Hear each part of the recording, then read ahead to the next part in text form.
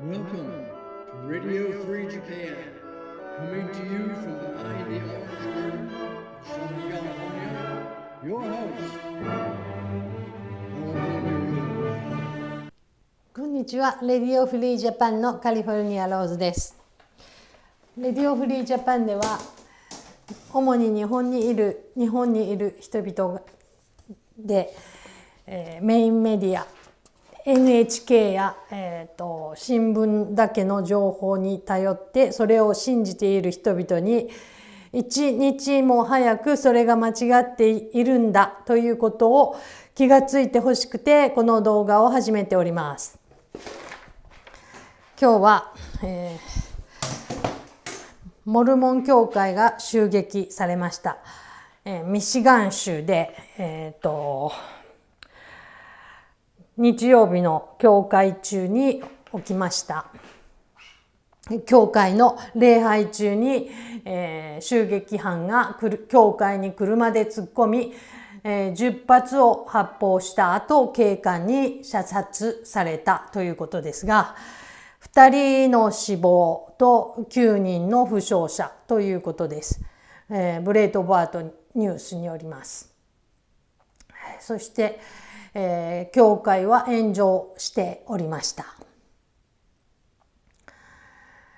記者会見でグラントブラン郡警察は襲撃犯が教会の正面玄関に車で突っ込み、車から降りて発砲を開始したと説明しました。その当時教会では礼拝中で100人ほどの信者がいたということでした。すごく日曜日の毎日曜日行われる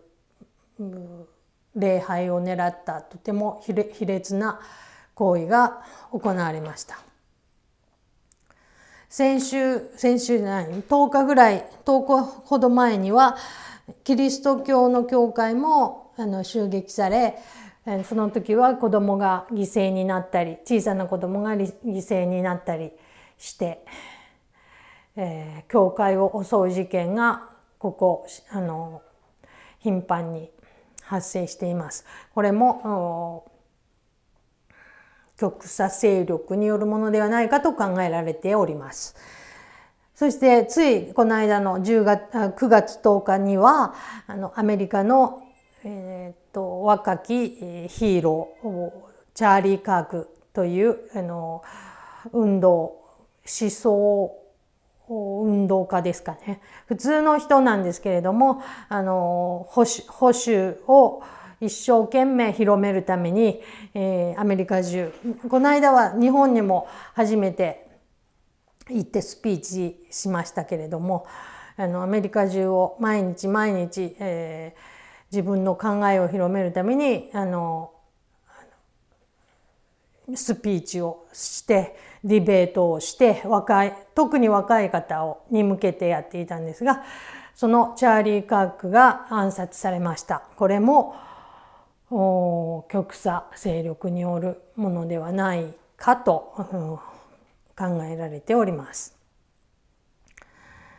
その犯人はまだ確実にはなっておりません。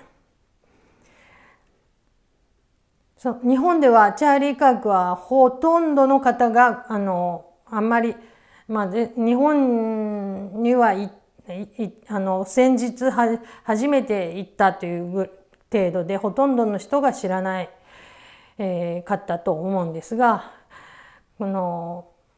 世界中で知られています。チャーリー・カークは有名で、今はもう世界中で彼の喪に服しているという感じです。ただ日本だけは全くチャーリー・カークに関してはもちろんメディアが報じませんので、本当に小さくチャーリー・カークが殺されたみたいな程度でしかニュースも報じませんでしたから、広がっていないのは当たり前ですけれども、そんな、極左勢力テロ襲撃事件っていうんですか、そういうことが起こっているということで、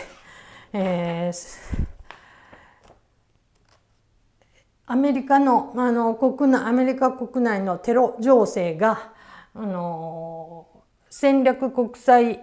問題研究所 CSIS に、よる発表がありまして、2025年半ばには極左過激派による攻撃が30年以上ぶりに極右による暴力行為を上回ったという発表がありました。というのが正しいのかなと思われるような事件が最近相次いでおりますので、そう感じました。今日の犠牲になった方の安らかに眠っていただくようにお祈りをいたします。私もたくさんモルモン教の友達がいますので、モルモン教の人っていうのはものすごい穏やかで親切で優しい人が多くてですね、キリスト教もそうなんですが、キリスト教ともちょっと少し違ってなんていう優しい人たちなんですね。その人たちをが狙われたと聞くと、もうすごくもう辛いなという、卑劣な行為だなっていう憤りを感じるばかりでした。一刻も早くこういう事件が少なくなって、犠牲になった人やその遺族の人たちの目にお祈りをいたします。今日は以上です。